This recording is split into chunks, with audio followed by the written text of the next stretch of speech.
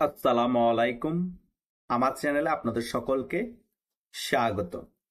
সেনাবাহিনী গত একদিন আগে তার বক্তব্যের পর বাংলাদেশের রাজনীতির অনেক কিছু পরিবর্তন হচ্ছে এবং নতুন নতুন নাটক সামনে আসছে। সেনাপ্রধানের বক্তব্যের একদিন পরেই মাহফুজ আলম গতকাল রাতে বক্তব্য দিচ্ছে, ঐক্যের ডাক দিচ্ছে সকলকে। ফেসিবাদ বিরোধী শক্তি সকলে ঐক্যবদ্ধ হন। আবার তার বক্তব্যের কিছু পরে হাসনাত আব্দুল্লাহ সেম ভাবে ঐক্যবদ্ধ হওয়ার জন্য ডাক দিচ্ছে। এখন আমার কথা হচ্ছে, তারা কি সেনাবাহিনীর বিরুদ্ধে গিয়ে এসব ঐক্যের ডাক দিচ্ছে? আর তারা ঐক্যের ডাক দেওয়ার এখন মানেটা কি? কাদের সাথে তারা এখন খেলবে? এখন তো আওয়ামী লীগ মাঠে নেই।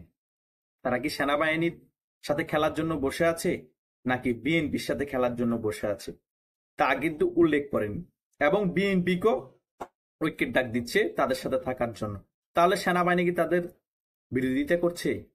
তা না হলে তারা ঐক্যের ডাক কেন দিচ্ছে? তাদের মনে কেন ভয় ঢুকলো? তার মেইন কারণ হচ্ছে, সেনাবাহিনী উল্লেখ করে দিয়েছে ডিসেম্বরের মধ্যে নির্বাচন দিতে হবে। তার মানে সেনাবাহিনীর কথার সাথে তাদের মতামত মিল নেই, তারা ডিসেম্বরের মধ্যে নির্বাচন দিবে না। দ্বিতীয়ত, সেনাবাহিনী বলেছে যে করিডোর দেওয়া যাবে না, সার্বভৌমত্ব নিয়ে আমাদের হুমকি হবে। এবং করিডোর যদি দিতেই হয়, তাহলে আমাদের বাংলাদেশের যে সকল রোহিঙ্গারা চলে এসেছে তাদেরকে ফেরত দিতে হবে। এখন এই বিষয়ে কি এসব চ্যাংরারা এবং উপদেষ্টারা একমত না? সেই বিষয়ে বিরোধ চলছে। তারপরে সেনাবাহিনীর প্রধান বলেছেন যে বাংলাদেশে আর মব ভায়োলেন্স হবে না, মব জাস্টিস হবে না, কঠোরভাবে দমন করা হবে। তারা কি এটার বিপক্ষে, এটার পক্ষে না? সে কারণে ঐক্যবদ্ধ হওয়ার জন্য ডাক দিয়েছেন। কাদেরকে ঐক্যবদ্ধ হওয়ার জন্য ডাক দিয়েছেন সেটা আমাদেরকে ক্লিয়ার করতে হবে। তা না হলে তোমরা যে সেনাবাহিনীর বিরুদ্ধে যাচ্ছ সেটা প্রমাণিত হয়ে যাবে। এই নাটকগুলাকে মন্তস্থ করার জন্য এখন ডক্টর ইউনূসের পদত্যাগের খেলাটাও কিন্তু তোমরা খেলতেছো গতকাল রাতে। এইদিকে জনগণকে সহানুভূতি আনার জন্য ডক্টর ইউনূসের পদত্যাগের ট্রাম্প কার্ড খেলতেছো, আবার তোমাদেরকে উইংস হিসেবে ব্যবহার করে মাঠে নামিয়ে দিয়েছে।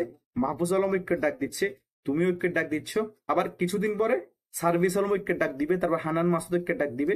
এভাবে করে তোমরা মেকানিজম করে আবার জনগণকে ব্যবহার করে তোমাদের প্রতি সিম্পেথি নেওয়ার জন্য যাচ্ছ। যতই তোমরা সেনাবাহিনীর সাথে খেলার জন্য জনগণকে রেডি করতেছ, কোনো লাভ নেই।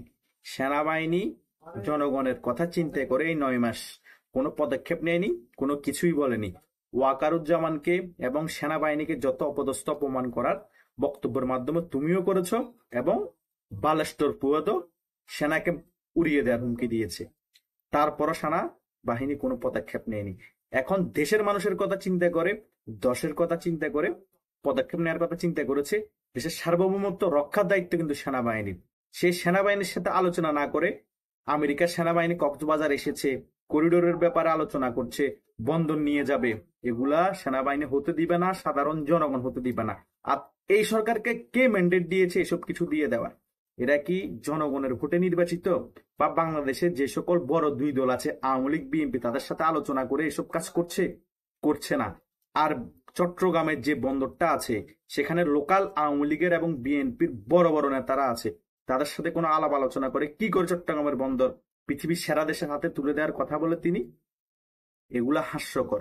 তাই তোমরা সেনাবাহিনীর সাথে খেলার কথা ভুলে যাও। সেনাবাহিনী কিন্তু যদি ভালোভাবে খেলে দেয়, সকলকে অ্যারেস্ট করে পুনদের মধ্যে ডিম ঢুকে এমন ঢুকাবে রে ভাই।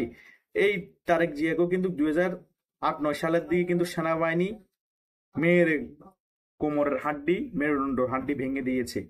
সে সাবেক প্রধানমন্ত্রীর ছেলে ছিল, তার এই অবস্থা করেছে। আর তোরা তো পাই চেংরা, তোদেরকে তো 6 বছর মেডিকেলে রাখবে মায়ের নিচে। সেনাবাহিনীর বিরুদ্ধে যাওয়া বন্ধ কর, সেনাবাহিনীকে সহযোগিতা কর, তোদের এসব মলম বিক্রি বন্ধ করে পড়ালেখার দিকে মন দে। তা না হলে পড়ালেখা কর। তোদের জন্য রাজনীতি আসা নাই। তোরা রাজনীতিতে এসে বাংলাদেশের রাজনীতিটা ধ্বংস করে দিছস, ছাত্র সমাজকে ধ্বংস করে দিছস, আর্মির সাথে বেয়াদবি করা শিখাইছস। তোরাই হচ্ছস জাতীয় বার্তা। কিসের তোদের জাতীয় নাগরিক পার্টি বেটা? তাই সেনাবাহিনীর সাথে কোনো ধরনের বিরোধে গেলেই আমরা জনগণ তোদেরকে প্রতিহত করবো। জনগণ তোদের পাশে থাকবো না, ঐক্যবদ্ধ হওয়া পরের কথা। ধন্যবাদ সকলকে।